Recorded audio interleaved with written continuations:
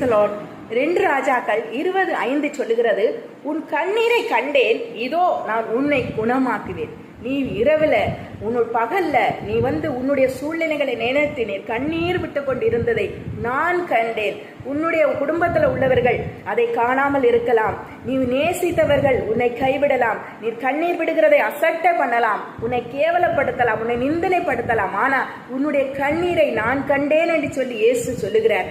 அதை கண்டதோடு மட்டுமல்லாதபடிக்கு உன்னை நான் குணமாக்குவேன். உன்னுடைய உள்ளான மனதில் உள்ள வேதனை, உன்னுடைய வெளியான உன்னுடைய வெளிப்பிரகாரமாக இருக்கிற உன்னுடைய பலவீனங்கள், உன்னுடைய சுகையினங்கள் எல்லாவற்றிலும் இருந்து உன்னை நான் குணமாக்குவேன். முதலாவது மன கிளேசங்கள், மன காயங்கள் நம்மளை போட்டு அழுத்துகிறது, நம்மளுடைய பலவீனங்கள் நம்மளை போட்டு அழுத்துகிறது.